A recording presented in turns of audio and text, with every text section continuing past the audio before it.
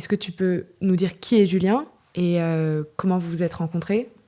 On s'est rencontrés il y a 2 ans, en février 2020, à l'occasion d'une conférence qui traitait de vintage et où il expliquait notamment sa façon de travailler en fait en tant que revendeur de vintage. Donc il chine des pièces pour les revendre notamment à des particuliers comme moi qui lui achète la veste de Gisèle, mais aussi pour il travaille beaucoup pour les stylistes qui travaillent dans les maisons de mode.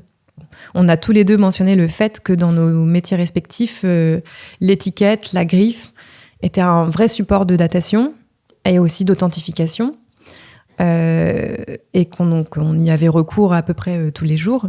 Et donc à la fin de la conférence, Julien me dit « Mais en fait, il se trouve que moi j'ai un projet autour de l'étiquette et je cherche quelqu'un pour me compléter sur ce projet. » On en a discuté autour d'un café, et donc il m'a expliqué son idée. En fait, il avait à ce moment-là envie de créer un dictionnaire pour répertorier l'évolution des étiquettes pour chaque maison de mode. Donc chez Saint-Laurent, par exemple, de la création de la maison à aujourd'hui, toutes les différentes étiquettes qui ont été éditées, leur donner une datation pour permettre aux gens, aux professionnels comme nous, de dater facilement leurs vêtements et de ne pas avoir besoin de faire ces recherches parce qu'on les aurait fait pour eux. Donc on est parti là-dessus. Avec comme ambition de faire ça pour toutes les maisons de mode ? C'était quoi la limite ? C'était nos limites. Et c'est ce qui fait que le projet a beaucoup évolué depuis, parce que c'était un projet titanesque. Et potentiellement, à nos 70 ans, on serait encore en train d'essayer de réunir ne serait-ce que la moitié des noms de maisons de mode qu'on s'était mis sur la liste. Donc, on a juste commencé à travailler. Ce qui était intéressant, c'est que on n'a pas attendu de savoir exactement ce qu'on allait faire pour commencer à faire. Et je pense qu'on a bien fait, parce que c'est ce qui nous a permis de comprendre ce qu'on avait envie de faire. Et donc, il se trouve qu'on a commencé à collaborer avec les archives de différentes maisons qui ont bien voulu nous accueillir pour commencer cette collecte pour le dictionnaire.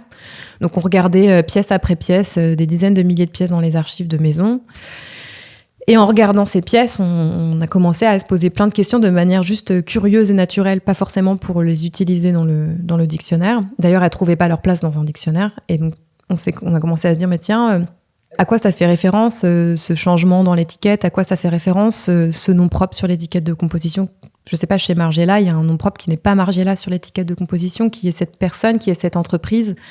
Donc on a commencé à diguer, à fouiller l'internet, à lire un maximum de livres qu'on pouvait pour essayer de retrouver ces informations. Et on découvrait petit à petit en fait l'histoire des coulisses de la maison, qui sont des histoires qui ne sont pas racontées de manière générale dans les documentaires ou même dans les livres d'histoire de la mode, parce que c'est vrai que souvent on s'attache à raconter plutôt l'histoire de la personnalité du designer, souvent de la personnalité d'ailleurs du fondateur, et moins des personnes qui vont suivre à la direction artistique.